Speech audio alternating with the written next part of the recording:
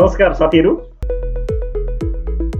आज म तपाईहरुलाई हाम्रो ल्यापटप अथवा कम्प्युटरको ब्राइटनेस अर्थात् चम्किलोपन कसरी घटाउन र बढाउन सकिन्छ, कसरी हामी ब्राइटनेसलाई चाहिँ इन्क्रिज र डिक्रिज गर्न सकिन्छ, त्यो कुरा तपाईहरुलाई आज म सिकाउन गइरहेको छु। कतिपय साथीहरुलाई अलिकति समस्या पनि छ होला, किनकि स्क्रिन चाहिँ अलिकति चम्किलो भएर चाहिँ ब्राइटनेस बढी भएर चाहिँ अलिकति आँखामा समस्या हुन सक्छ र ब्राइटनेसलाई चाहिँ हामीले कसरी म्यानेज गर्न सक्छौं, ब्राइटनेसलाई कसरी हामी कम र धेरै बनाउन सक्छौं त हैन, हाम्रो स्क्रिनलाई कसरी क्लियर बनाउन सक्छौं, त्यो म तपाईहरुलाई सिकाउन गइरहेको छु। त्यसका लागि तपाईहरुले केही गर्नु पर्दैन।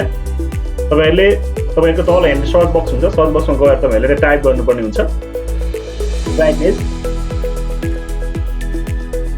त्यहाँनिर तपाईहरुले सर्च गर्नुस् ब्राइटनेस भनेर चाहिँ तपाईहरुले ब्राइटनेस सर्च गर्ने बित्तिकै त्यो ब्राइटनेस भन्ने अप्सन देखाउँछ माथि साइडमा। तपाईहरुले त्यहाँ गएर पनि डाइरेक्ट ब्राइटनेस चाहिँ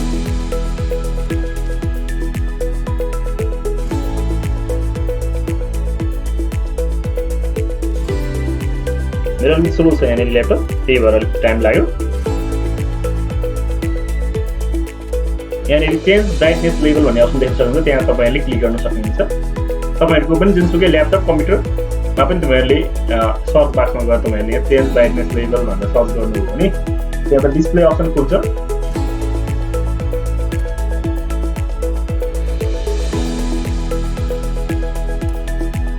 अनि तपाईहरुले माथि देख्न सक्नुहुन्छ डिस्प्ले भन्दा मुनि ब्राइटनेस एन्ड कलर अप्सन देख्नुहुन्छ। त्यहाँनिर तपाईहरुले यहाँनिर यसरी ब्राइटनेसहरु अलिकति कम्प्लिट गर्न सक्नुहुनेछ, यसरी कम पनि गर्न सक्नुहुन्छ। कति राख्न चाहनुहुन्छ त्यो ब्राइटनेस तपाईहरुले एउटा चेन्ज गर्न सक्नुहुनेछ। साथ तपाईहरुले यहाँनिर नाइट लाइट पनि गर्न सक्नुहुन्छ, नाइट लाइट पनि गर्न सक्नुहुन्छ, अन अफ पनि गर्न सक्नुहुन्छ। यहाँबाट तपाईहरुले ब्राइटनेस कम र धेरै गर्न सक्नुहुनेछ। र अर्को तरिका भनेको तपाईहरुले के गर्न सक्नुहुन्छ भने राइट क्लिक गर्नु होला। राइट क्लिक गर्ने बित्तिकै तपाईहरुको त्यहाँनिर एउटा डिस्प्ले भन्ने सेटिङ अप्सन खुल्छ, देखिन्छ होला। अथवा तपाईहरुले डिस्प्ले सेटिङ अप्सनमा गएर चाहिँ पनि तपाईहरुले यहाँनिर ब्राइटनेसहरु कम बढी बनाउन सक्नुहुन्छ।